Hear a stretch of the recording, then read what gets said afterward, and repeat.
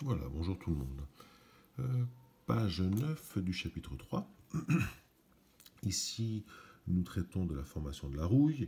Alors, je vous rappelle que l'objectif de ce chapitre est de traiter de manière d'abord qualitative les équations chimiques et de manière aussi quantitative. Nous avons l'obligation, toujours lorsque nous avons identifié les réactifs et les produits d'une réaction chimique, de trouver ce qu'on appelle les coefficients stoichiométriques. Ces rapports que nous mettons avant les substances qui permettent d'avoir une conservation de quantité de matière lors d'une réaction chimique. Alors, rentrons plus spécifiquement dans la rouille. La rouille est, ceci est donc un oxyde de fer 3. Donc le produit de la réaction est un oxyde de fer 3.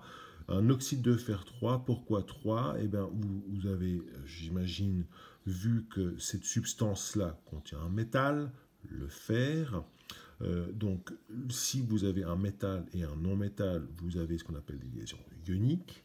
Et ces liaisons ioniques sont ici spécifiées. Si vous avez du Fe2O3, alors vous avez ce qu'on appelle du fer 3+, un fer qui a perdu 3 électrons, et de l'oxygène 2-, un oxyde de Fe3+, plus 3O2, c'est la formule, si vous voulez, développée de ce sel-là. Bon, alors l'idée de la rouille est la suivante. Vous avez du fer métallique. Le fer métallique que vous connaissez bien, le fer qui compose les clous, qui compose tout ce qui est ce qu'on appelle matériaux ferreux. Le fer métallique, dans certaines conditions, et vous l'avez certainement déjà vu, peut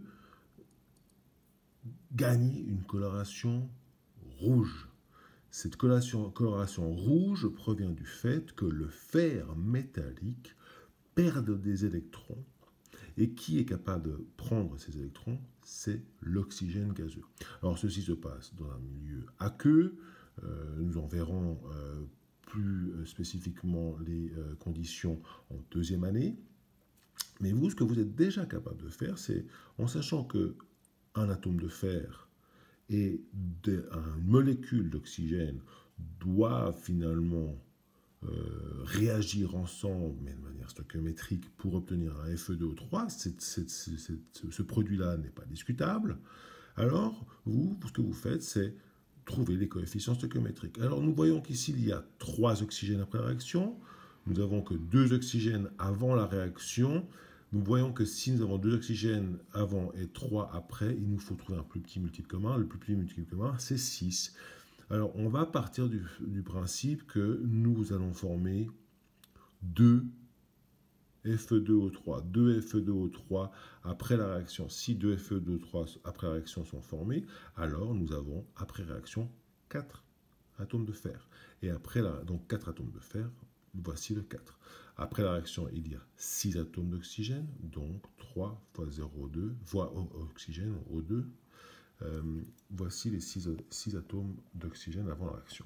Donc, voici l'équation qu'on appelle l'oxydation du fer, la formation de l'oxyde de fer 3 équilibrée. La question est la suivante: combien faut-il de grammes d'oxygène pour transformer intégralement en rouille une chaise en fer de 3 kg? Vous avez une chaise en fer sur votre balcon. Eh bien, pour que cette chaise en fer se transforme en tas de sel rougeâtre, rouge, appelé rouille, il vous faut que le fer soit attaqué avec une certaine quantité d'oxygène. Combien? Eh bien, nous allons voir tout de suite. Je pars du principe qu'il y a donc, la donnée dit qu'il y a 3000 grammes, d'accord, 3000 grammes de fer. Donc j'ai mon système de colonnes. J'ai besoin de savoir combien représente de moles ces 3000 grammes de fer. Alors la masse molaire de l'atome fer est de 55,845 grammes par mole. Une mole pèse 55,845 grammes. Donc je multiplie, je prends ces 3000 grammes, je les divise par 55,845, donc je divise gramme par gramme pour obtenir des moles en haut. naturellement, je sais que si une mole pèse 55,845 grammes, alors combien ai-je de moles dans 3000 grammes? Ça, divisé par ça, me donne ça, 53,72 moles. Nous avons donc dans cette chaise, plutôt que 3000 grammes, ce qui est tout à fait correct, mais c'est une vision massique, nous avons une quantité de 53,72 moles d'atomes de fer. Alors, ensuite, nous opérons ces changements de colonne. Je vous rappelle que pour connaître le nombre de moles d'un réactif ou d'un produit à partir d'une substance, eh bien, vous multipliez cette quantité de moles initiale par le rapport entre le coefficient final divisé par le coefficient initial.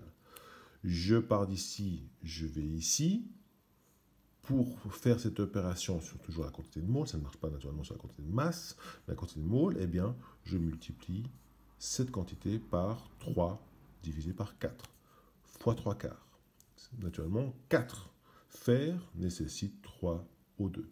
Donc je multiplie ceci par 3 quarts et j'obtiens 40,29 moles.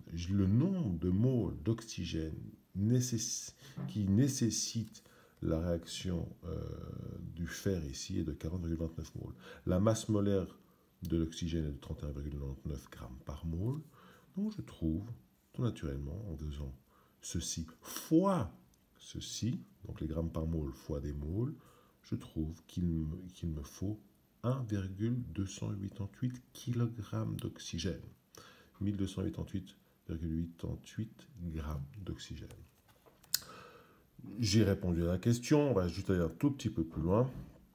La masse des réactifs ici, globale, vous avez 3 kg de fer et 1,288 kg d'oxygène. Le tout est de 4,288 kg. 4288 kg de réactifs. Donc nous devons avoir ces réactifs sous forme de produits. Alors je suppute que ici, la quantité d'oxyde de fer que j'obtiens par cette réaction-là est de 4,288 kg. Je le prouve simplement. Si j'ai cette quantité de moles de fer, je trouve cette quantité de moles d'oxyde de fer après réaction. Comment? En la multipliant par 2 divisé par 4. Voici la quantité en moles d'oxyde de fer que je dois produire par cette réaction. Je remonte cette information en grammes. Comment? Grâce à la masse molaire de l'oxyde de fer, je sais que la masse molaire de l'oxyde de fer, c'est la masse d'une mole de fer, plus la masse d'une mole de fer, plus la masse d'une mole d'oxygène, plus la masse d'une mole d'oxygène, plus la masse d'une mole d'oxygène. Ça donne 159,688 grammes pour une mole. Je multiplie ceci par ceci et j'obtiens 4,289 kg. Ma foi, proche, mais pas exact. Pourquoi? Toujours les problèmes d'arrondi. Mais naturellement, il y a conservation de matière. Donc, la réponse à la question, il faut 1,289 g d'oxygène gazeux, O2, pour transformer en rouille la chaise de 3 kg. La quantité d'oxygène, d'oxyde de fer obtenue sera ceci. Voilà pour ce calcul. Nos prochaine vidéo sera consacrée aux exercices. Excellente journée.